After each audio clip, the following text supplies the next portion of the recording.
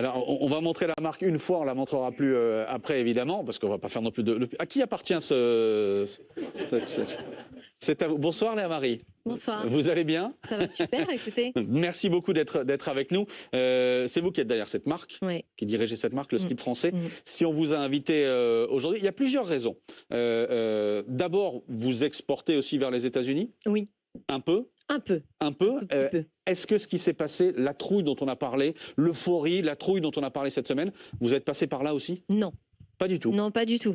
Non, nous on exporte, on fait 10% de nos commandes à l'export et dans ces 10%, il y a 50% vers les États-Unis. Donc, et on pense en plus que peu importe ce qui se passe, notre client américain ou expat, il continuera d'acheter le produit parce qu'il nous aime beaucoup, parce qu'il porte nos valeurs. Donc même on ne se s'il sent pas en danger sur ce sujet-là. Alors on parlait des autres sujets, on parlait des Chinois notamment, dans une seconde. Mais c'est-à-dire que vous dites que sur un produit comme celui-là, je suis tellement sûr de mon produit, en gros. Je suis tellement sûr de mon client et de son engagement envers la marque et les valeurs qu'on porte que ça ne nous inquiète pas. Ça vous inquiète pas, y compris s'il y a plus 10%, comme c'est le cas de taxes, plus 20%, ça c'est la menace dans 90 jours. Vous dites ça marchera toujours? Je pense. Le client du slip français, c'est un client qui est engagé auprès de la marque, qui est prêt à payer plus cher de toute façon dès le démarrage. C'est comme ça que la marque s'est créée et qui porte des valeurs d'emploi sur le territoire. Donc on ne défend pas les mêmes choses. Ça vaut combien? À combien on l'achète ça en France? Alors celui-ci aujourd'hui... Je vais passer la soirée avec un... Parfait. C'est quand même formidable. Mais j'espère que vous le portez. Alors là, non. Bon. J'en porte un autre, notez. Mais est-ce que c'est ma taille d'ailleurs? Ah oui, on s'arrange. Bon. Bon, en tout cas... en France, je l'achète combien? Alors, en France, aujourd'hui, on l'achète aux alentours de 18 € quand il valait 40 €. C'est-à-dire? C'est-à-dire que face à une décroissance, nous, pendant 2 ans, en 2024, on s'est dit, c'est pas possible, on va mourir si on reste à ce niveau de prix. Et donc, on a divisé nos prix par 2. Et on est passé de 40 € à en dessous de 20 €. Mais comment on fait pour passer de 40 à... On industrialise très très fort. On réfléchit l'intégralité de la chaîne de valeur sur la partie industrie. Et on arrive à avoir des prix très compétitifs. Et aujourd'hui, on a un outil de production qui s'appelle Bonne Nouvelle, qu'on a créé il y a 18 mois, qui est une entité séparée du slip français, mais qui vient nous permettre de vendre un produit à 18 € avec une belle rentabilité au niveau de l'industrie. Alors, on va rentrer dans le dur, là, peut-être qu'Éric Larchevêque m'aidera. 18 €, c'est ce que vous vendez? Ouais. Très bien. Ça vous coûte combien à fabriquer? Ça nous coûte aux alentours de 8 €. Ok. Ouais. Donc la marge? La marge est pérennisée, sécurisée. Aucun problème. Combien vous le vendez aux États-Unis? Eh bien, le même prix aujourd'hui, sauf qu'il paye son transport et sûrement ses taxes additionnelles. Évidemment. Donc ça coûte... Combien en dollars à peu près? Le dollar est moins élevé, donc ça doit faire à peu près 20-22 €. 22 €. Vous nous disiez, les États-Unis, je ne suis pas inquiet. Non. Il y a quelque chose qui vous inquiète un peu plus, c'est cette table-là.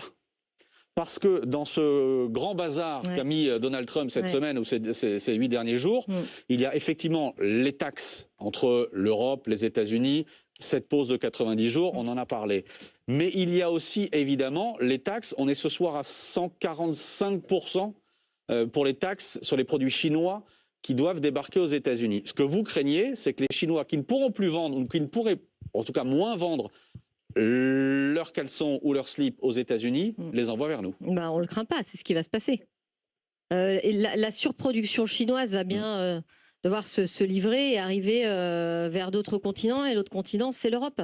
Donc nous, notre crainte, c'est aujourd'hui de se dire comment ça va se passer sur ces colis qui vont arriver, et est-ce qu'ils vont être taxés? Est-ce que l'Europe va prendre cette responsabilité de dire, à partir du 1er euro, on vient taxer, et comment on le met en place? Parce qu'entre le dire et le faire, le système douanier doit se mettre en place.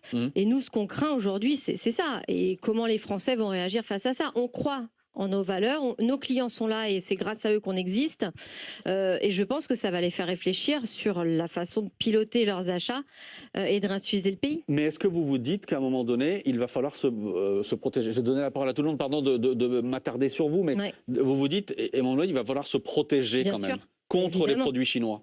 Il faut se protéger, et c'est pas il va falloir, on devrait déjà être protégé. Il faut de toute façon que l'industrie française travaille pour son marché intérieur, comme tous les pays du monde. On parlera des fromages dans un instant, mais Amélie, on se protège aujourd'hui? Non, aujourd'hui on ne se protège pas de la Chine. Tous les colis qui arrivent dans l'Union européenne et qui sont de moins de 150 euros. Si je commande des caleçons sur les fameux Chine, Temu, etc., pour 149,99 euros de caleçons, de colis de caleçons qui arrivent à Paris, donc dans l'Union européenne, il n'y a pas de droit de douane qui est payé dessus. Et d'ailleurs, peut-être que la situation qu'on est en train de vivre aujourd'hui, géopolitique, aura des effets sur une loi très importante pour le secteur et dont, à mon avis... Qui est le 10 juin. Exact.